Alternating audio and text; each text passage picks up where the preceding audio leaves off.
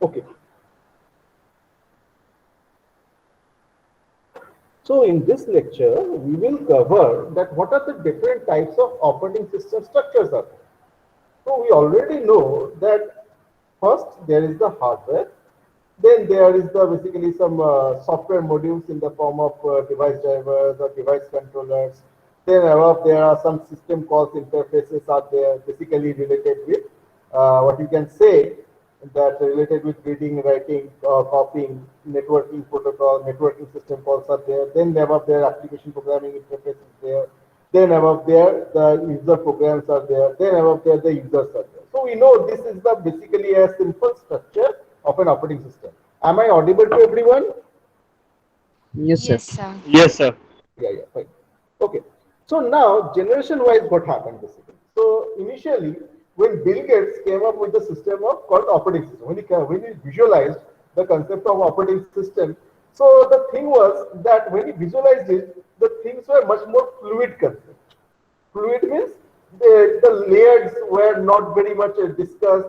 The layers are not pretty much defined. So what he did was basically the hardware was there, the microcontroller was there. So initially, the basically what happened. So in here, you see the hardware was there.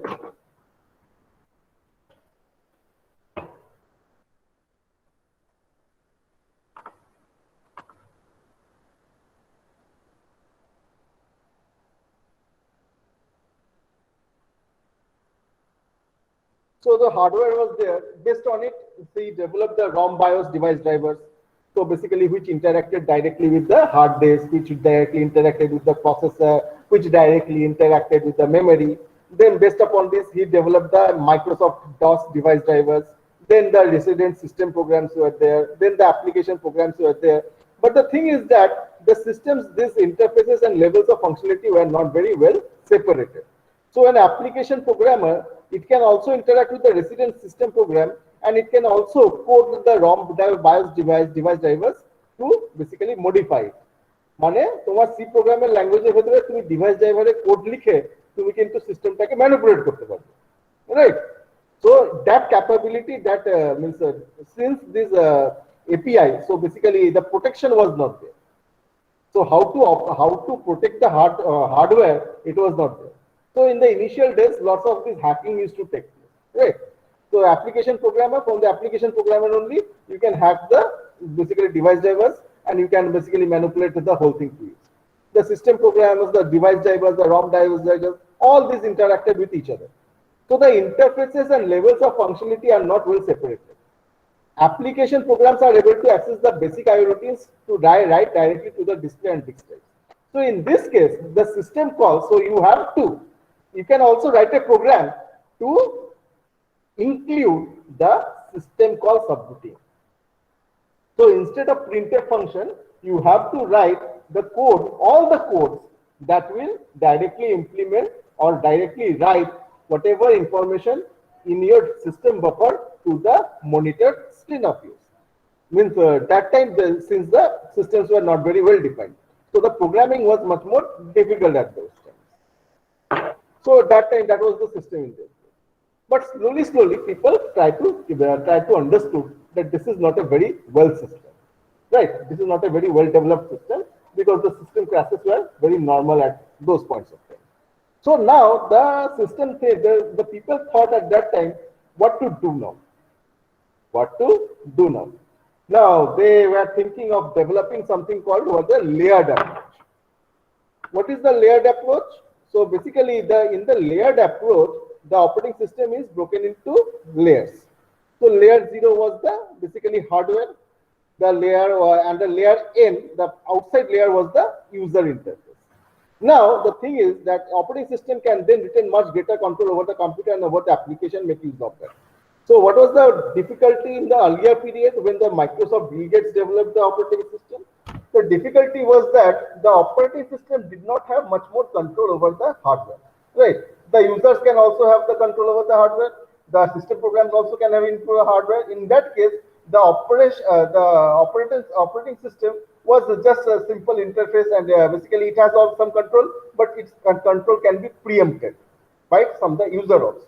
But in this layered approach, the things they tried to define this approach where the layer means they applied some intermediaries between the hardware and the computer stage in particular layers, right? So initially, so the first layer may be called the 0th layer can be called the hardware. The second layer can be called the device driver layer. Then the CPU scheduling layer, right? And then the memory management layer. Then above all, the basically what you can say so these are the layers approach. Then the system calls were there. System call layer was there for manipulating or storing the data. Then above them, the system programs were there. Lastly, the user interfaces were there. Now, the problem with this layered approach was that if you are typing a command, right? If you are typing a command, so suppose it is the last C program you wrote gets, right? So what you can say, right? You gets program, gets add. Gets add means you want to take some input from the user. You want to take some input from the user. Now, in that case, what happens? The first, your user program calls the system call interface. The system call interface used to call the memory management routine. The memory management routine, so layer wise it is going. So memory management routine is calling basically the CPU scheduling scheme, and the CPU scheduling scheme is calling the device driver routine. So the device driver routine is calling the hardware to implement the data transfer that has to take place from the keyboard to your memory. Now the thing is, in this thing, what is happening? For every layer, the data has to be manipulated. Some format changes has to be taken place. So the system become much more slower than before. In the first case, it was very fast, but it was basically system crashes would happen. This time the control was more there, but system become much more slower than before, right? Because of that difference, and the system become much more complicated also. So basically, so a programmer, so if a programmer is to code something, so it has to be multiple layers of changes. And when the data is to reach, it was not much of use to the application. So it basically becomes very slower. So that was the one of the advantages were also there. The operating system had much more control over the hardware, but they were much lesser. But there was much. It was become much more. It became more complex, and it became much more slower. Okay. Now the third thing that happened is about the microkernel approach, right? So the thing is that in microkernel approach, what is happening? Now you are the kernel data, the kernel basically the kernel subroutines become means as much what you can say as much optimized as possible. So nothing much, nothing less, right? In this case, what happens? The method structures operating system by removing all non-essential components from the kernel, implements those components as a system and user level programs. The main function of microkernel is to provide a communication facility between a client program and various services that are also available in the system. So basically, all the non-necessary approaches were removed, and everything was implemented using a microkernel approach, right? So everything there was for every purpose there was a microkernel or there was a micro subroutine was there. So the approach was there that from one code, one microkernel or one subroutine will call another subroutine to work to implement the job. So if you are doing gates, so basically it will go to a subroutine, and the subroutine will call some subroutine which will implement your job. That was the microkernel approach, right? So the thing was that the kernel becomes smaller space. So basically the layers got reduced in this case, but the system become much more handier. Right? Okay. So system become much more faster. So everything was done in something called the client server approach. So the server was basically the small subroutines which will directly do your job. That was the microkernel approach that was followed. So non-essential components from the kernel, implement these components as a system and user level programs.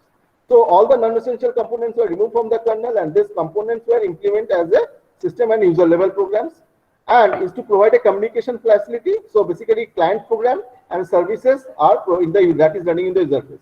So this microkernel approach became much more popular. But a much more popular became what was the modular approach, right?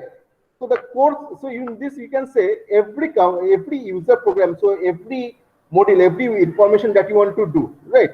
So execution, system calls, device bus drivers, so all these are basically implemented using modular approach. So right, what is the modular approach? It involves using object-oriented programming techniques to create a modular kernel. So the functionalities were there. The functionalities were combined into some modules. Now, whenever system was combined into modules, so in this case, what happened basically? So this, so if you want to implement implement, or if you want to do a device drivers routine, so you create a basically what you can call, you create an object of device driver routine, and from that objective, you create a module. Means that you know about object-oriented programming. Object-oriented programming is basically what nothing. So everything is implemented as a class.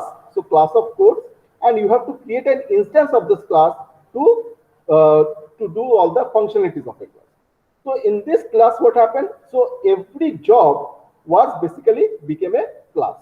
And if you want to do a job, if you want to perform some work, what you have to do? You have to create an module of that particular class, that is a device or bus driver, and then you do the job. Then you basically call all the functions that are available with the class to implement the class. So this result represents a layered system in which each kernel section has defined protected interfaces. So this scheduling classes has a separate, so this class has separate functions, this class has separate functions, this class has separate functions, stream modules have separate functions, executive formats has separate functions, loadable system calls has a separate functions. And what they do, you just create an object instance and you implement them. And that's how they are implemented in the modular approach. So this is much more followed in nowadays. So every operating system that you can see nowadays are basically follow the modular approach. Now in the latest case, we can see another thing as the virtual machine. What is the virtual? Any questions? No, sir. No, sir. So in the simple structure, what happened? So the layers were not much more defined, right? In the layered approach, what happened? So there are multiple layers were there. So things became much more defined but slower. In the kernel approach, what happened? So the microkernel was there, simple kernel was there, but all the components that are related to it, they are implemented as simple programs. So you just call one program, and the client program will call the system program to solve the problems. Then comes the modular approach, where everything in the operating system is implemented as a module or a class. So basically scheduling class, file system class. So basically so that there is no data discrepancy or there is no data manipulation that can happen from one class to another. So you just create an object of one class to implement your job, and that's how your job is done. So any program you write, if you write a printf function also, so basically it creates an object of the printf or the output function, and it implements the code on your behalf, right? So if you know, so when you will learn about Java, you will understand it better. So there is a buffered reader, there is a buffered writer is there.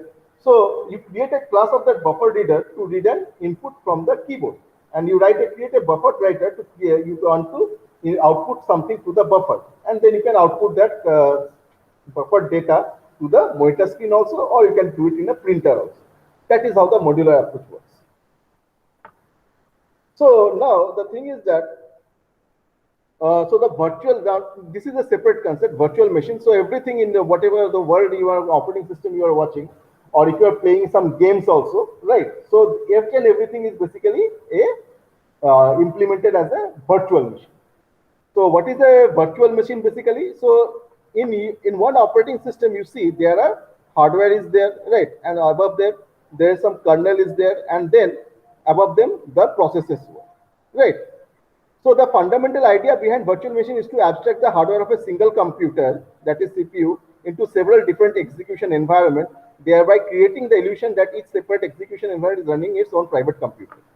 So it happens much more in the case of a server, right? The server has a single hardware. The server has a single memory, right? But the virtual machine, what it creates?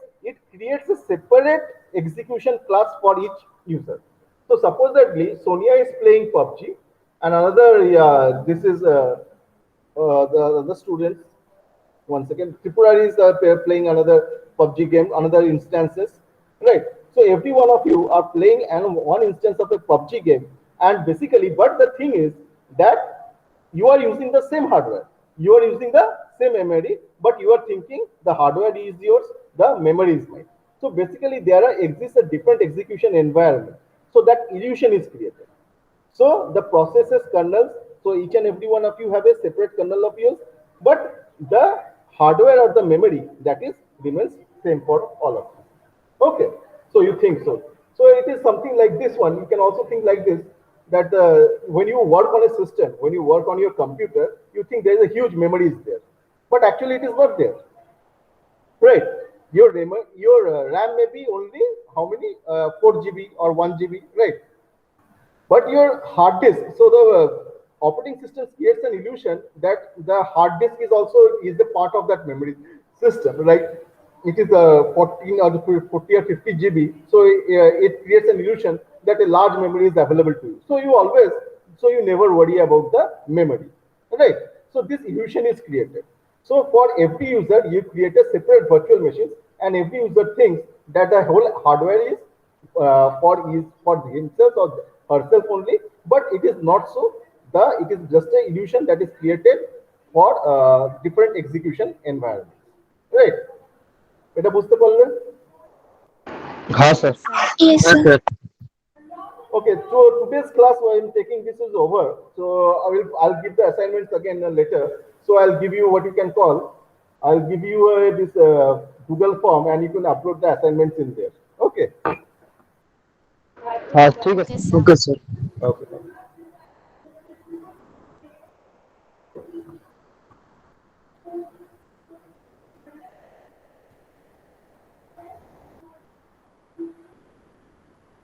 Hey, yes, give your roll numbers. Write your roll numbers.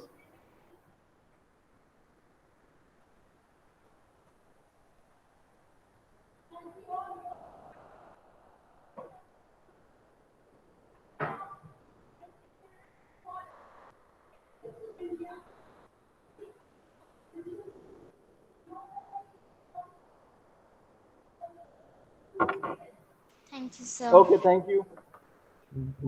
Thank you sir. Thank you sir.